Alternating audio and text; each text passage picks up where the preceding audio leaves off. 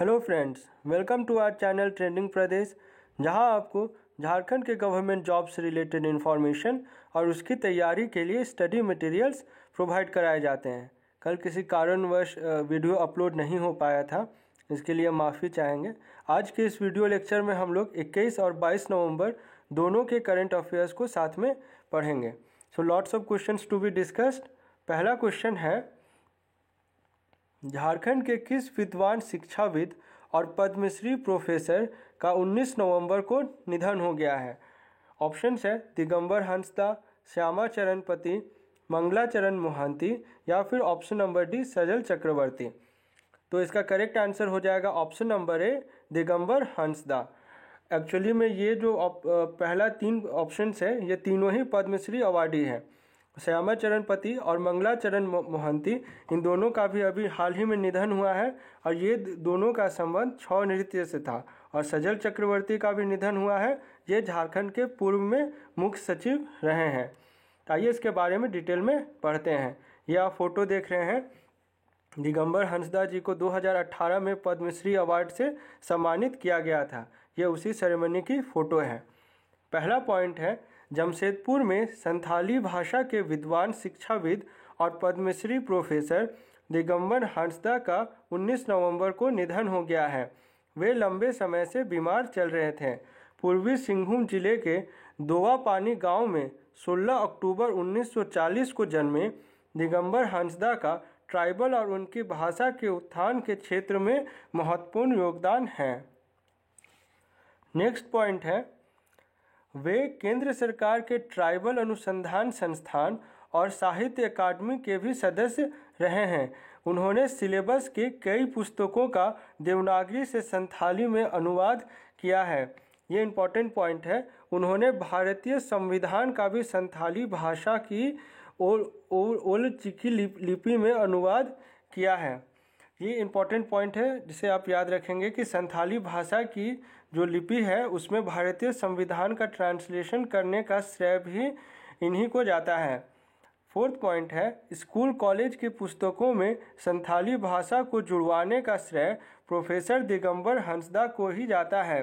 वे Lal Bahadur Shastri memorial college के प्राचार्य रहे हैं और कोल्हान विश्वविद्यालय के सिंडिकेट सदस्य भी रहे हैं।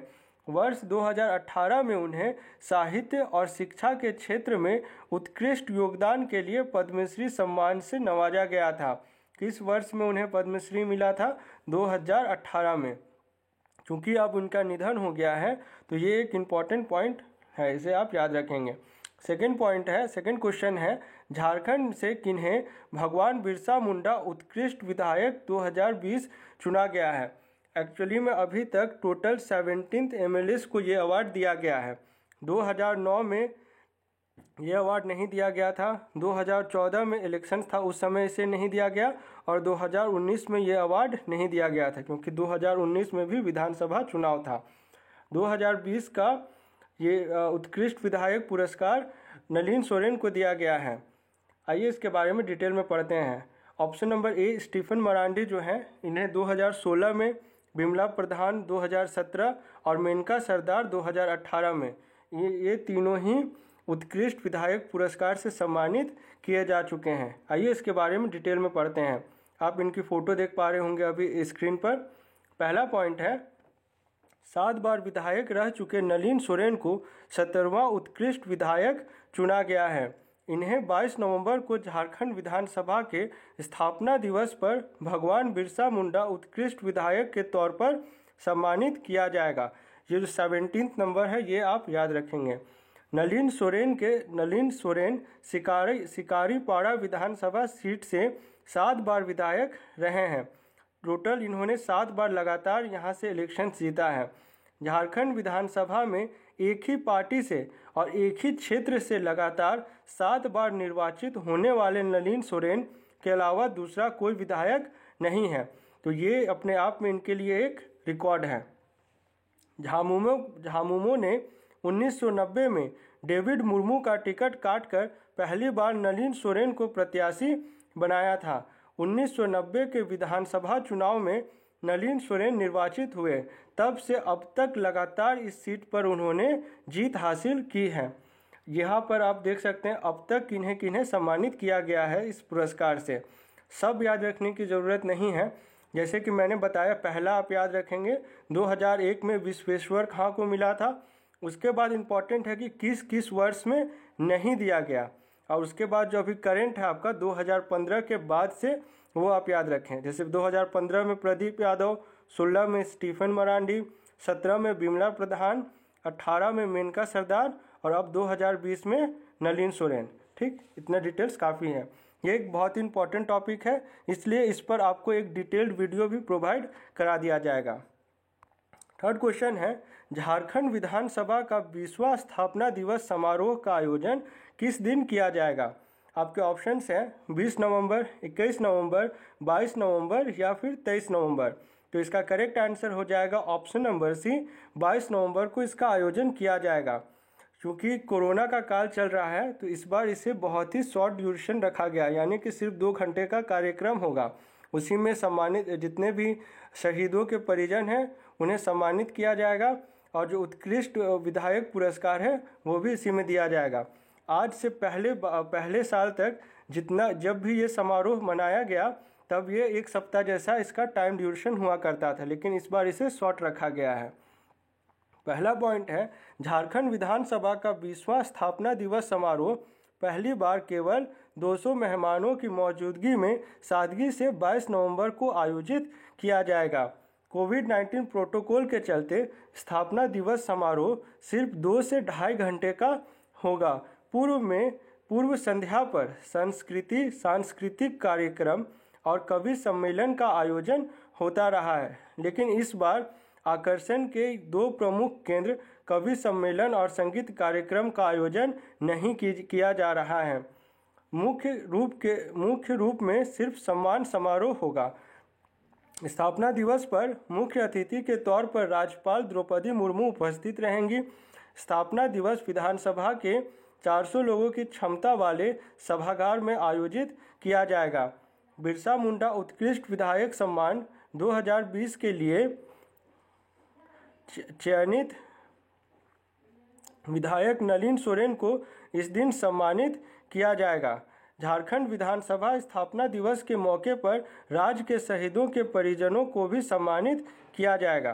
तो ये क्राइटेरिया है कि 22 नवंबर 2018 के बाद से झारखंड राज्य के जो भी वीर सीमा की सुरक्षा करते हुए या फिर नक्सल अभियानों के दौरान शहीद हुए हैं, उन सभी शहीदों के परिजनों को सम्मानित किया जाएगा। तो सम्मान समारोह में दो सम्मान का आयोजन किया जाएगा, अवार्ड सेरेमनी होगा।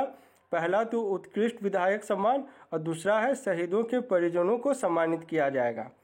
ठीक, नेक्स्ट क्वेश्चन है, झारखंड राज्य यूनिवर्सल पेंशन योजना के तहत अब झारखंड की कितने उम्र की विधवा और दिव्यांग को पेंशन दिया जाएगा? ऑप्शन है 18, 50, 60 या फिर उम्र की कोई बाध्यता नहीं रहेगी। तो इसका ऑप्शन नंबर डी सही आंसर हो जाएगा कि एक बार जब से इम्प्लीमेंट हो जाता है ये योजना, झारखंड राज्य यूनिवर्सल पेंशन योजना का इम्प्लीमेंटेशन होने के बाद किसी भी उम्र की विधवा और दिव्यांग को पेंशन दिया जाएगा। आइए इसके बारे में डिटेल में पढ़ते हैं। After the implementation of Jharkhand State Universal Pension Yojana, widows and handicapped citizens of all the ages of the state will be entitled to the services of pension। हाँ, ये अलग होगा कि जो नॉर्मल पेंशन अभी मिलता है उससे इसकी राशि अलग होगी। पहला पॉइंट है, झारखंड राज्य यूनिवर्सल पेंशन योजना के तहत अब झारखंड की हर उम्र की विधवा और दिव्यांग को पेंशन दिया जाने का प्रावधान है। महिला बाल विकास और समाज कल्याण विभाग ने इसका प्रस्ताव तैयार कर मुख्यमंत्री हेमंत सोरेन को सहमति के लिए भेजा है। यहाँ महिला बाल विकास और समाज कल्याण विभाग का जिक्र हुआ है तो आपको पता होना चाहिए कि अभी वर्तमान में झारखंड में महिला बाल विकास और समाज कल्याण विभाग की मंत्री हैं जोबा मांझी। सेकेंड पॉइंट है, इसमें विधवा और दिव्यांग की कोई उम्र सीमा नहीं होगी। ये काफ़ी अच्छी पहल है। जबकि वैसे बुजुर्ग जिन्हें किसी भी तरह का पेंशन नहीं मिल रहा है उन्हें भी इस पेंशन योजना का लाभ दिया जाएगा। ये इम्पॉर्टेंट है कि राशि कितनी होगी इसमें, इसमें हर महीने 200 से 300 रुपये की राशि दी जाएगी। फिलहाल राष्ट्रीय सामाजिक सहायता कार्यक्रम के तहत केंद्र और राज्य सरकार के सहयोग से बीपीएल व्यक्ति महिला को ही विधवा, दिव्यांग और वृद्ध पेंशन योजना का लाभ दिया जा। और वर्तमान में जो ये पेंशन योजना दिया जा रहा है उसका क्या क्या क्राइटेरिया है वो देख लेते हैं। बीपीएल व्यक्ति जो 60 से 80 साल के हैं उन्हें हर महीने 1000 रुपये पेंशन मिलती है।